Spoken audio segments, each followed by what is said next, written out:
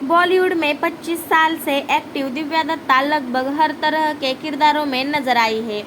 दिव्या ने अपने अब तक के करियर में कई यादगार किरदार निभाए हैं। दिव्या को अपनी शानदार एक्टिंग के लिए अब तक कई राष्ट्रीय पुरस्कारों से भी सम्मानित किया जा चुका है। 25 दिसंबर 1977 को लुधियाना में जन्मी दिव्या को बचपन से ही एक्टिंग का शौक था। उन्होंने हिंदी और पंजाबी दोनों तरह की फिल्मों में अपने एक्टिंग के लिए सराहना पाई है। चलिए आज उनके बारे में कुछ रोचक बातें जानते हैं। दिव्या जब बहुत छोटी थी तभी उनके पापा चल बसे। मां ने अकेले उनका पालन पोषण किया। दिव्या दत्ता की मां डॉक्टर नलिनी दत्ता एक सरकारी अधिकारी थी और उन्होंने सिंगल ही मदर रहते हुए दिव्या को उनके भाई की परवरिश की। शायद यही कारण था कि दिव्या अपने मां से काफ़ी करीब रही।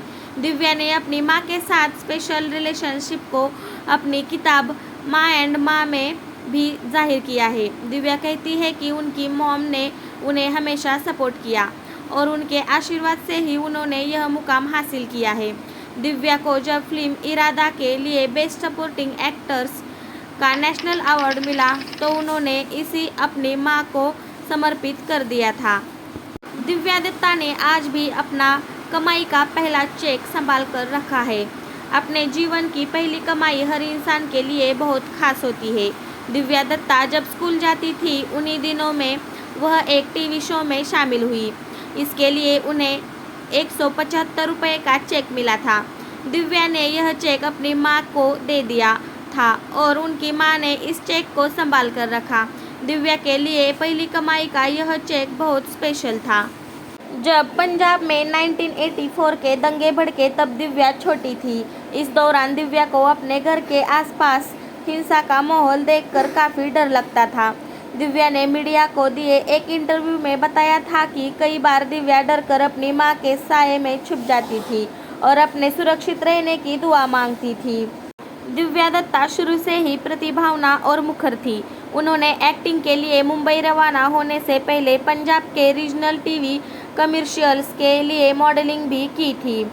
दिव्या दत्ता ने अपने लिए रोल्स का चुनाव हमेशा ही बहुत संजीदा तरीके से किया।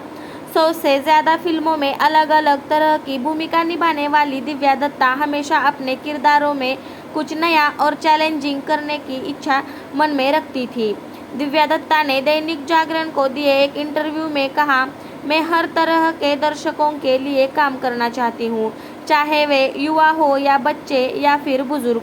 जब दिव्या महज 17 साल की थी तब उन्होंने इश्क में जीना इश्क में मरना फिल्म से अपने बॉलीवुड की सफ़र की शुरुआत की थी।